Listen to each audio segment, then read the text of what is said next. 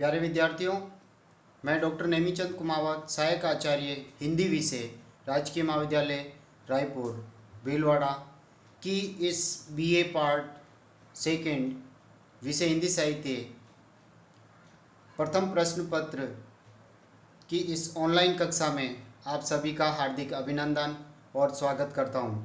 आपके जुलाई माह के पाठ्यक्रम में रीतिकाल से संबंधित पाठ्य सामग्री दी गई है, जिसमें रीतिकाल की परिस्थितियों पर हमने पिछली ऑनलाइन कक्षाओं में अध्ययन कर लिया है। और दूसरा प्रश्न जो रीतिकाल का नामकरण जो विवादास्पद रहा है, उसके ऊपर भी विद्वानों के मतों का तर्कपुष्ट शैली में विवेचन करते हुए, उनकी समीक्षा करते हुए इस प्रश्न का भी हमने विस्तार से अध्ययन कर लिया है। तीसरा जो प्रश्न प्रमुख बनता है वो रीतिकाल की सामान्य विशेषताओं का वर्णन कीजिए। तो रीतिकाल की जो प्रमुख प्रवृत्तियाँ या जो विशेषताएं जो उभर कर के सामने आती है, हमने पिछली ऑनलाइन कक्षा में इसका विस्तार से अध्ययन आरंभ किया था, जिसमें मैंने एक कक्षा में आपको इसकी भूमिका समझाते हुए श्रृंगारिकता की प्रवृत्ति पर विस्तार से चर्चा की और आचार्य प्रदर्शन की प्रवृत्ति, इसके साथ ही अलंकारिकता की प्रवृत्ति और अलंकारिकता की प्रवृत्ति के बाद में आश्रयदाताओं की प्रशंसा और बहुज्ञता एवं चमत्कार प्रदर्शन की प्रमुख प्रवृत्ति और छठी विशेषता भक्ति एवं नीति का वर्णन। यहाँ तक हम पिछली ऑनलाइन कक्षाओं में उदाहरण सहित अध्ययन कर चुके हैं। आज मैं इस ऑनलाइन कक्षा का आरंभ कर रहा हूँ। सातवीं विशेषता जो है नारी भावना। इस काल के कवियों के समक्ष नारी मात्र विलास की वस्तु रही है। उसके जननी, गृहिणी, देवी आदि जो पवित्र रूप और गुण होते हैं, वहाँ तक इन कवियों की दृष्टि नहीं पहुँच पाई। डॉक्टर हजारी प्रसाद द्विवेदी जी ने रीतिकाल के कवियों की नारी भावनाओं पर टिप्पणी करते हुए लिखा है, यहाँ नारी, यहाँ का मतलब रीतिकाल में नारी कोई व्यक्ति या समाज के संगठन की इकाई नहीं है, बल्कि सब प्रकार के बंधनों से यथासंभव मुक्त विलास का एक उपकरण मात्र है। अर्थात कहने का तात्पर्य, इन्होंने केवल एक भोग विलास की वस्तु मात्र नारी को समझा है। आज जो नारी सशक्तिकरण का युग जो चल रहा है, जिसमें नारी के आंतरिक गुण और बाह्य गुणों पर हम दृष्टिपात करते हैं और नारी को पुरुष के बराबर कंधे से कंधा मिलाकर चलने का जो अधिकार आज दिए गए हैं, वो प्राय रीतिकाल में देखने को नहीं मिलते हैं। इन कवियों ने नारी के नक्सिक सौंदर्य वर्णन के माध्यम से उसके कमनीय अंगों यानी काम भावनाओं को जन्म देने वाले अंगों का स्थूल वर्णन, मांसल वर्णन यानी उसके चित्र ही उपस्थित किए हैं। काव्य रसिकों को उसके मनमोहक स्वरूप से केवल परिचित मात्र कराया है। उसके समक्ष नारी का एक ही रूप था, विलासिनी प्रेमिका का। अतः वे नारी के अन्य पक्षों की ओर से उदासीन रहे हैं और उसे भोग विलास का एक उपकरण मात्र ही समझा है। इसे इस काल की एक संकुचित दृष्टि हम कह सकते हैं। एक विपरीत गुण, समाज के खिलाफ जाना या अश्लीलता को जन्म देना के रूप में ही इन्होंने नारी का जो प्रतिरूप देखा है, वो इनकी एक संकुचित दृष्टि कही जा सकती है। यहाँ एक उदाहरण देखिए, कौन घने पूर्वन नगर कामिनी एके रीति, यानी नारी को अन्य रूपों में, चाहे नगर हो चाहे पुर हो, किसी और रूप में उसकी गणना नहीं की जा सकती। कामिनी एके रीति अर्थात उसे केवल एक कामिनी के रूप में, काम भावनाओं को जन्म देने वाली के रूप में ही समझने की परंपरा चल पड़ी।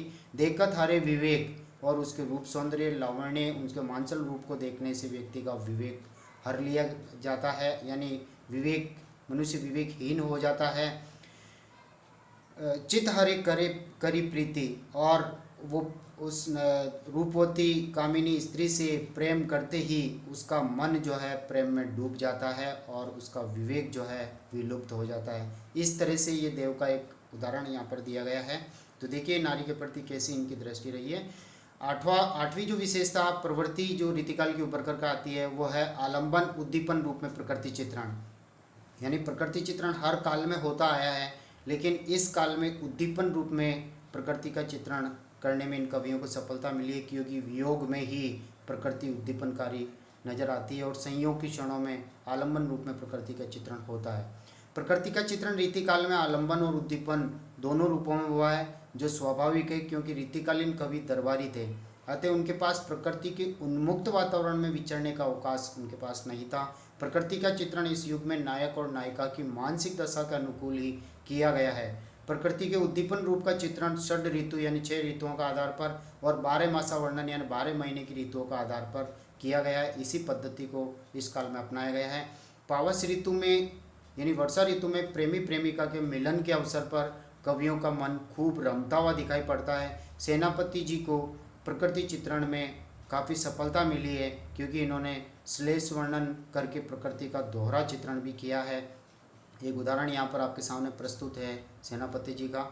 आयो सखी सावन मदन सर सावन लग्यो है बरसावन सलील चौ ओरते, यानी ये जो पावस ऋतु का जो महीना आया है, सावन का महीना, और ये चारों ओर से काम भावना की सरसता को जन्म देने हेतु चारों ओर हरियाली पैदा करने हेतु वर्षा कर रहा है। यानी प्रेमी प्रेमिकाओं के लिए सरस वातावरण ये सावन का महीना बना रहा है, चारों ओर वर्षा करके। अगली विशेषता की ओर हम बढ़ते हैं, और वो 9वीं विशेषता है लक्षण ग्रंथों का निर्माण। रीतिबद्ध जो कवि हुए हैं उन्होंने लक्षण ग्रंथों का निर्माण किया है। छंद पर, अलंकारों पर, नायक नायिका भेदों पर इन्होंने लक्षण ग्रंथ लिखे हैं।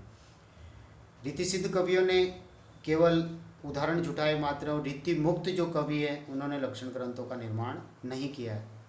देखिए, रीतिकाल में कवि कर्म और आचार्य, रीतिकाल में कवि कर्म और आचार्य कवि कर्म एक साथ चलते रहे हैं। रीति मुक्त कवियों को छोड़कर इस काल के अधिकांश कवियों ने लक्षण ग्रंथों का निर्माण किया है। रीतिबद्ध कवियों ने सीधे रूप में लक्षण और उदाहरण प्रस्तुत किए हैं। रीति सिद्ध कवियों ने केवल उदाहरण जुटाए। इस युग में ऐसी परिपाटी चल पड़ी कि कोई भी कवि रीति शास्त्रीय ज्ञान के बिना राज दरबार में आदर का पात्र नहीं बनता था। परिणाम स्वरूप कवियों ने पांडित्य प्रदर्शन कर लक्षण ग्रंथों की रचना की। अगली जो विशेषता है, 10वीं विशेषता देखिए, कवि और आचार्य बनने की प्रवृत्ति। रीतिकाल के प्राय सभी कवियों पर आचार्य बनने की धुन सवार थी। रीतिकालीन कवियों से पूर्व हिंदी के किसी भी कवि ने काव्यांगों, काव्यांगों का मतलब है काव्य शास्त्र के प्रमुख अंग, छंद, रस, अलंकार आदि जो ये अंग होते हैं, इनके ऊपर पहले कोई लक्षण ग्रंथ नहीं लिखे गए थे। केवल रीतिकालीन कवियों ने ही लक्षण ग्रंथ लिखने की परंपरा डाली, इसलिए वो कवि के साथ साथ वो आचार्य भी बने। इन कवियों ने काव्यांगों का वर्णन किया है, अतः इनको कवि के साथ साथ आचार्य भी कहा गया है। रीति ग्रंथ लिखने में परिपक्वता और अनुभव की ज़रूरत होती है, जो इन कवियों में प्राय नहीं मिलती है, क्योंकि इन्होंने केवल संस्कृत के जो काव्य ग्रंथ थे उनका केवल ब्रज भाषा में अनुवाद मात्र किया, इसलिए इनमें मौलिकता का सर्वथा अभाव है। अगली जो विशेषता है, 11वीं प्रवृत्ति जो उभर कर आती है रीतिकाल में, वो है षड ऋतु और 12 मासा वर्णन, यानी 6 प्रकार की ऋतुओं को आधार बना करके और 12 मासा 12 महीने की ऋतुओं को आधार बना करके वियोगिनी नायिका का इन्होंने चित्रण करने की पद्धति अपनाई। रीतिकाल में श्रृंगार के संयोग और वियोग दोनों पक्षों की प्रधानता रही है। दोनों पक्षों का वर्णन हुआ है। नायक नायिका के सुख दुख को ऋतुओं के माध्यम से प्रकट किया गया है। ऋतु वर्णन में संयोग सुख चित्रण हुआ, जिसमें होली, उपवन विहार, हिंडोला यानी झूले आदि का वर्णन किया गया, जबकि 12 मासा वर्णन में वियोग के दुखों का चित्रण किया गया है, जिसमें वियोगिनी नायिका की दशा को ऋतुओं के माध्यम से, हर महीने की ऋतु के माध्यम से उत्तरोत्तर उसकी बिगड़ती हुई दशा को, मार्मिक दशा को दिखाया गया है। अगली 12वीं विशेषता उभर करके आती है हमारे सामने, नक्सिक वर्णन की प्रवृत्ति। रीतिकालीन कवियों ने नायिका के सौंदर्य वर्णन में नक्सिक वर्णन की पद्धति को अपनाया है। नक्सिक यानी पैर के नाखूनों से लेकर के सिर की चोटी तक का उसका संपूर्ण सौंदर्य वर्णन, मांसल वर्णन इन कवियों ने किया है। कवियों का ध्यान उसके शरीर के समस्त अंग प्रत्यंगों पर अधिक गया है। नख से सिक तक सौंदर्य वर्णन में इन कवियों का मन खूब रमा है। नक्सिक वर्णन में कवियों ने अपनी मर्यादा का जरा सा भी ध्यान नहीं रखा है। छोटी सी बिंदी को लेकर के तिल हजारा नामक ग्रंथ लिखा गया और अलग यानी बालों को लेकर के अलग शतक तक की रचना कर डाली है। तो ये नक्सिक वर्णन की प्रवृत्ति भी रीतिकाल में प्रमुख रूप से उभर कर आती है। अगली विशेषता की ओर हम बढ़ते हैं, नायक नायिका भेदों का चित्रण। इस काल के सभी प्राय रीतिबद्ध कवियों ने और रीति सिद्ध कवियों ने नायक नायिका भेदों का चित्रण किया है। देखिए यहाँ पर रस के आलंबन स्त्री और पुरुष जिनको नायक और नायिका कहा जाता है, नायक और नायिका के जितने भेद और प्रभेद हो सकते हैं, इन सब का वर्णन इन कवियों ने कर डाला। शायद ही कोई भेद इन कवियों की दृष्टि से ओझल हुआ हो, यानी अदृश्य हुआ हो। जैसे नायक के भेद, अनुकूल नायक, दक्षिण नायक, सट नायक, धृष्ट नायक, इसी तरह से नायिकाओं के जो भेद हैं, पोषित पतिका, आगत पतिका, कलहांतरिता, इस तरह से जो जितने भेद हो सकते हैं वो सारे भेद इन कवियों ने किए हैं। इस क्षेत्र में इन्होंने संस्कृत साहित्य को भी पीछे छोड़ दिया है। अगली जो विशेषता है, 14वीं विशेषता की ओर हम बढ़ रहे हैं, वो है मुक्तकों की अधिकता। यानी प्रबंध काव्य, खंड काव्य, जो महाकाव्य के दो भेद हैं, प्रबंध काव्य और खंड काव्य, इनके अतिरिक्त जो मुक्तक काव्य हैं उनका प्रयोग इन कवियों ने किया है। मुक्तक में क्या होता है कि हर पद अपने आप में स्वतंत्र होता है, हर पद, हर छंद, उसमें पूर्वापर संबंध नहीं होता, पहले की कथा और बाद की कथा से उसमें तारतम्यता नहीं होती है, हर पद अपने आप में स्वतंत्र होता है। जैसे रीतिकालीन कवियों की काव्य रचना का मुख्य उद्देश्य तत्कालीन राजाओं एवं रईसों की रसिकतामयी प्रवृत्ति को या वृत्ति को संतुष्ट करना था। उस समय के कवि राज दरबारी वातावरण से घिरे हुए थे। ऐसी स्थिति में चमत्कार दिखाकर प्रशंसा प्राप्त करने के लिए उन कवियों को मुक्तक शैली अधिक अनुकूल पड़ी, इसलिए मुक्तक काव्यों की रचना ही अधिक हुई है। प्रबंध काव्यों की रचना प्राय बहुत कम हुई है। जैसे केशवदास जी ने रामचंद्रिका प्रबंध काव्य के रूप में लिखी है, इसी तरह से देव कवि ने भी लिखा है। तो आचार्य शुक्ल जी के शब्दों में मुक्तक प्रबंध की विस्तृत वनस्थली का एक चुना हुआ गुलदस्ता है। यानी प्रबंध काव्य एक विस्तृत वनस्थली है जिसमें रंग बिरंगे पुष्प और रंग बिरंगे पुष्पों के पौधे लगे हुए होते हैं, जबकि मुक्तक काव्य एक चुना हुआ गुलदस्ता मात्र है। जिस तरह से विस्तृत वनस्थली में पूरी तरह से रसमग्न हुआ जाता है और जबकि गुलदस्ते से मात्र रस के छींटे पड़ते हैं, ऐसी बात शुक्ल जी ने कही है। इसलिए मुक्तक काव्य रीतिकाल, यानी मुक्तक काव्य शैली जो है रीतिकाल के कवियों ने अपनाई। अतः कवियों ने इसमें रुचि दिखाई, साथ ही तत्कालीन समाज भी ऐसी मुक्तक काव्य रचनाओं को पसंद करता था। आगे की प्रवृत्ति की ओर हम बढ़ रहे हैं। 15वीं प्रवृत्ति यानी विशेषता, इस रीतिकाल की जो सामान्य विशेषता है वो है वीर काव्य की रचना। यानी कुछ कवियों में वीर रस की प्रवृत्ति भी हैं, जैसे भूषण इस काल के राष्ट्र कवि भी कहे जाते हैं। रीतिकाल में मुसलमानों के शासन के विरुद्ध हिंदू राजा हथियार उठाने लग गए थे। औरंगजेब के अत्याचारों के विरुद्ध दक्षिण भारत में शिवाजी, पंजाब में गुरु गोविंद सिंह, राजस्थान में जसवंत सिंह जी और दुर्गादास जी आदि खड़े हो गए थे। अतः कुछ कवियों ने राजाश्रय में रहकर के अपने आश्रयदाताओं की वीरता का यानी वीर रस का वर्णन भी किया है। इनमें भूषण कवि, पद्माकर, सूदन और लाल कवि आदि प्रमुख हैं। अगली विशेषताओं की ओर हम बढ़ते हैं और वो विशेषता है ब्रजभाषा की प्रधानता। यानी रीतिकाल के प्राय सभी कवियों ने ब्रजभाषा का प्रयोग किया है। ब्रजभाषा इस युग की प्रमुख साहित्यिक भाषा थी। यह काल ब्रजभाषा की चरमोन्नति यानी चरम उन्नति का काल कहा जा सकता है। इस भाषा में विशेष निखार, मधुरता एवं प्रांजलता का समावेश हुआ है और भाषा में इतनी प्रौढ़ता आई कि भारतेंदु काल यानी आधुनिक काल का जो पहला कालखंड है, काव्यधारा है, वो है भारतेंदु काल तक कविता के क्षेत्र में इस ब्रजभाषा का आधिपत्य रहा है। अगली विशेषता की ओर हम बढ़ रहे हैं। अंतिम विशेषता यानी 17 विशेषताएं मैंने आपके सामने रखी हैं। इनमें से भले ही आप कुछ भूल भी जाएं, 10, 12, 15 तक विशेषताओं का आप वर्णन कहीं कहीं बीच बीच में उदाहरण दे दें तो मैं कह देता हूं कि आपके 80 और 90% नंबर आ सकते हैं। और यदि पूरी विशेषताएं आप याद कर लेते हैं क्रमबद्ध रूप में और उनको अच्छी तरह से परीक्षा में लिख के आ सकते हैं तो 90 से ऊपर भी नंबर आपके आ सकते हैं। तो देखिए, विविध छंदों का प्रयोग इस काल में, जब आचार्य प्रदर्शन की प्रवृत्ति है, लक्षण ग्रंथों का निर्माण की प्रवृत्ति रही है, तो विविध प्रकार के छंदों का प्रयोग करने में भी इन कवियों ने अपना प्रदर्शन, ज्ञान का प्रदर्शन किया है। रीतिकाल में अधिकतर कवित, सवैया और दोहे जैसे छंदों का प्रयोग किया गया है। यद्यपि बीच बीच में छप्पे, बरवे, हरिपद आदि छंदों का प्रयोग भी देखा जा सकता है, किंतु रीतिकालीन कवियों की दृष्टि सवैया और दोहे में ही अधिक रमी है, क्योंकि ये छंद ब्रजभाषा की प्रवृत्ति के अनुकूल पड़ते हैं। और केशवदास जी ने जो रामचंद्रिका लिखी है वे तो छंदों का अजायब घर कही जाती है।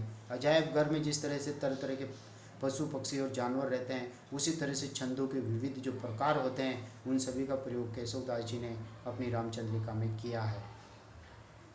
अब हम निष्कर्ष की ओर बढ़ते हैं।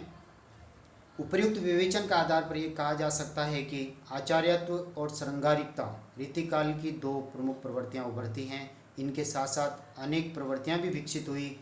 यह युग श्रृंगार प्रधान था, यानी श्रृंगार के दोनों पक्षों का संयोग और वियोग, दोनों पक्षों का वर्णन इन कवियों ने खूब बढ़ चढ़ करके किया है और अश्लीलता की हद तक भी पहुंचा है। इस युग का वातावरण रसिकता के अनुकूल रहा है। चमत्कार प्रदर्शन की प्रवृत्ति के कारण अलंकरण तथा उक्ति वैचित्र्य का समावेश, यानी वक्रोक्ति अलंकार का प्रयोग भी इन्होंने किया है। अतिशयोक्ति और अत्युक्ति अलंकारों का प्रयोग भी हुआ है, क्योंकि बढ़ चढ़ कर के वर्णन इनको करना पड़ता था आश्रयदाताओं की प्रशंसा में। भक्ति, नीति और वीरता को भी इस युग के कवियों ने स्थान दिया है। लक्षण ग्रंथों की रचना भी खूब हुई है। इन काव्यों का केंद्र बिंदु सर्वत्र नारी रही है, यानी रीतिकाल का जो काव्य हैं उसकी जो प्रमुख विषय वस्तु जो श्रृंगारिकता है वो बिना नारी के पूर्ण नहीं होती, यानी नारी को प्रमुख विषय बनाया है। नारी के प्रति प्रेम भावना, श्रृंगार भावना को लेकर के रीतिकाल का काव्य लिखा गया है, जिसे इन कवियों ने मानवीय व्यक्तित्व से वंचित करके नायिका भेदों के रूप में, उपभोग के रूप में ही प्रस्तुत किया है। इस दृष्टि से इस काल के जो कवियों की नारी के प्रति जो दृष्टि है वो अत्यंत संकुचित है। तो प्यारे विद्यार्थियों, 2 ऑनलाइन कक्षाओं में हमने इस आपके रीतिकाल की सामान्य विशेषताओं का जो सामान्य विशेषताएं हैं उनको 2 ऑनलाइन कक्षाओं में हमने पूर्ण किया है। प्यारे विद्यार्थियों, आप अच्छी तरह से याद करके परीक्षा में इसे लिखें और अधिक से अधिक अंक प्राप्त करें। जय हिंद, जय भारत।